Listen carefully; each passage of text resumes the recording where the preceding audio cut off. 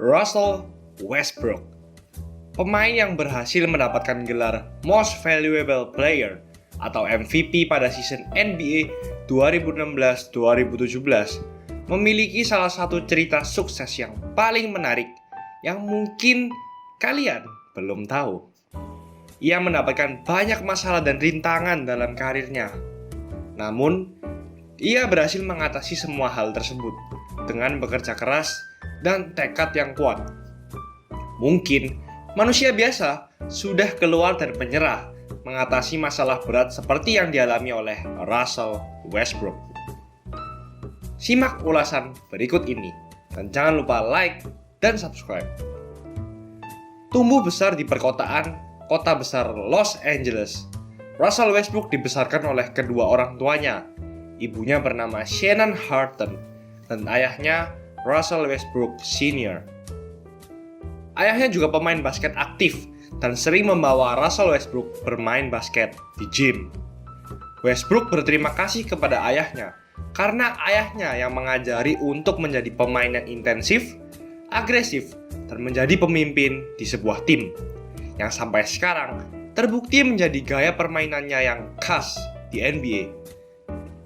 Westbrook menghabiskan waktu latihannya di komunitas basket di sebuah pusat kebugaran di Los Angeles. Gym ini berukuran kecil dan banyak anak-anak yang bahkan ratusan anak mengantri untuk bermain basket. Tempat itu adalah Ross Snyder Recreation Center, tempat di mana Westbrook mulai serius terhadap olahraga basket.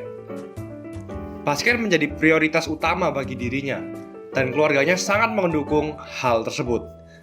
Terutama ayahnya yang ingin menjadikan Westbrook menjadi pemain bintang. Saat Westbrook berusia 9 tahun, saat itu Westbrook sedang bermain basket di Jesse Owens Park dan bertemu seorang pria bernama Reggie Hamilton yang merupakan seorang pelatih tim basket keliling.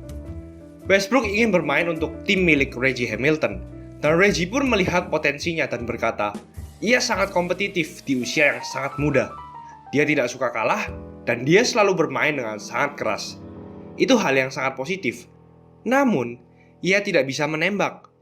Kalaupun tembakannya masuk, itu hanya bonus saat diwawancarai. Ternyata saat itu, Westbrook memanglah bukan pemain yang paling jago di timnya. Saat berusia 12 tahun, Westbrook pindah ke Hawthorne dan bertemu dengan temannya yang bernama Kelsey Bars. Dia dan Bars bersama dengan adik Westbrook yang bernama Raynard bermain basket setiap hari bersama-sama non-stop. Saat-saat inilah di mana Westbrook menemukan passion-nya terhadap olahraga ini. Dan bersama Bars, ia membuat pertumbuhan yang sangat signifikan dalam game mereka. Ini hanyalah awal dari sebuah persahabatan yang pada akhirnya berujung menyedihkan. Saat mereka bermain bersama-sama di Leuzinger High School, mereka tidak terpisahkan. Bahkan, mereka memiliki impian untuk bermain bersama di UCLA. Bars merupakan salah satu pemain terbaik di Amerika, sedangkan Westbrook tidak. Dan Bars telah mendapatkan beasiswa di tahun keduanya saat SMA.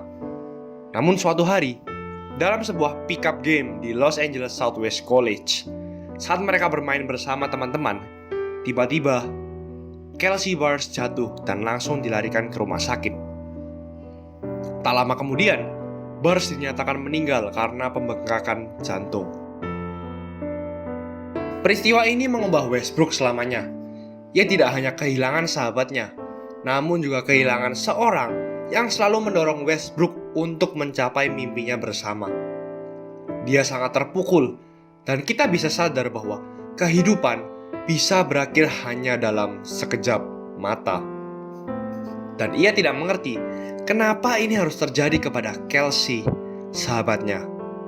Namun, ketimbang menjadikan kematian sahabatnya sebagai sebuah beban, ia membalik hal tersebut menjadi sebuah motivasi untuk bertambah baik. Ia berkata, aku merasa aku bermain untuknya. Aku selalu khawatir terhadap keluarganya dan selalu menjenguk mereka saat aku punya kesempatan. Kematian sahabatnya menjadi api yang membara yang membuat Westbrook bermain dengan keagresifan yang tidak pernah terlihat sebelumnya. semangat akibat kehilangan dan kecintaan terhadap bola basket yang membuat mereka bersama. Tiap kali bermain basket, Westbrook merasa ia bermain untuk dua orang, dirinya dan Kelsey Barnes. Setelah kematian Kelsey, Westbrook juga mulai melakukan pekerjaan rumah milik Kelsey. Dia membantu membuangkan sampah milik nenek Kelsey Barnes yang tinggal di seberang jalan setiap minggu.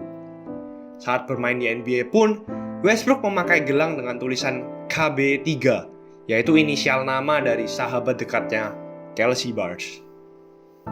Itu menunjukkan kedekatan antara mereka kedua, dan energi yang ia keluarkan dalam permainannya menunjukkan kecintaannya terhadap basket dan semua orang yang menyupport dia selama ini. Sayangnya, tinggi badan Westbrook menjadi penghalang baginya. Tingginya hanya 172 cm saat ia masuk sebagai rookie di SMA. Berbeda ya kalau di Indonesia, 172 cm dianggap pendek di negara tersebut. Kalau melihat tinggi kedua orang tuanya, ayahnya memiliki tinggi 172 cm dan ibunya memiliki tinggi 168 cm. Kelihatannya, Westbrook tidak akan bertambah tinggi lagi. Untungnya, Westbrook bertambah tinggi lagi menjadi 188 cm sebelum menjadi senior di SMA. Ia memiliki musim yang sensasional di Leuzinger High School. Ia mencatat rata-rata lebih dari 25 points per game dan 9 rebounds per game. Dan ia juga pertama kali melakukan dunk dalam hidupnya saat itu. Namun, meskipun telah memiliki musim yang hebat, ia hanya mendapat rating 3 bintang dan berada di peringkat 151 nasional di tahun 2006. Faktanya, ia juga bukan Westbrook yang terbaik di angkatannya. Untungnya, Westbrook berhasil membuktikan mereka semua salah dan ditawarkan beasiswa untuk kampus impiannya, yaitu UCLA. Karena Jordan Farmar masuk ke NBA Draft dan UCLA membutuhkan seseorang yang mampu mengisi posisi guard di tim. Di UCLA, Westbrook bertemu teman sekamarnya yang sampai saat ini masih menjadi teman baiknya di NBA, Kevin Love. Saat rookie, ia bermain menjadi pemain backup dari guard Darren Collison dan tidak terlalu mendapatkan minute play saat itu. Perannya hanyalah sebagai perimeter defender yang agresif. Ia memperlihatkan beberapa gerakan agresif saat offense. Namun, ia hanya tidak mendapatkan minute play yang cukup untuk memperlihatkan kemampuannya seutuhnya.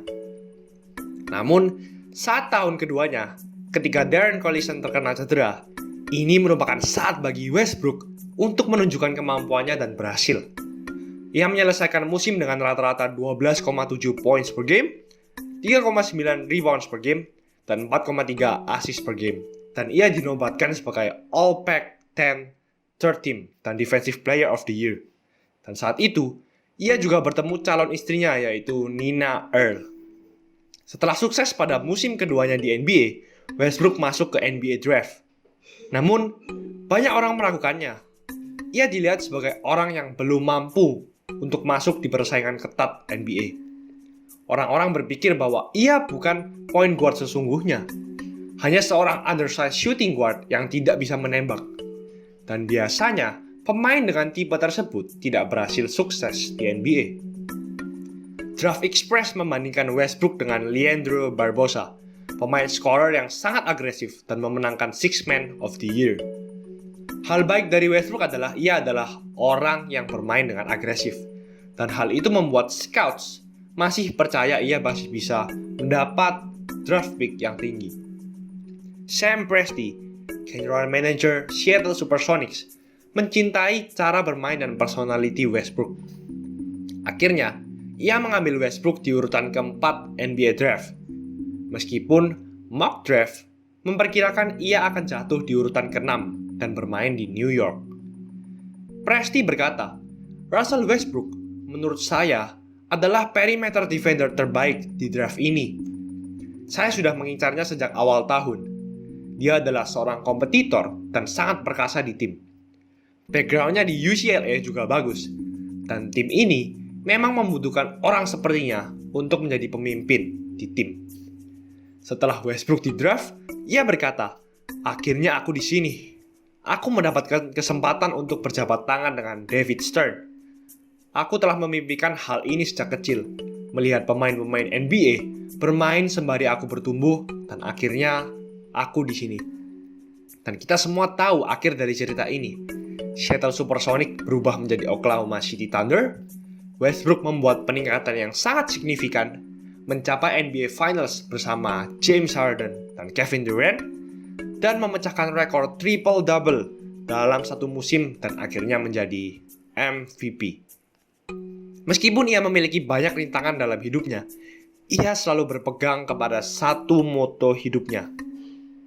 Why not? Terima kasih sudah menyaksikan video ini. Jangan lupa like, comment, dan subscribe pendapat kalian tentang episode kali ini. Thanks for watching. I'll see you in the next video.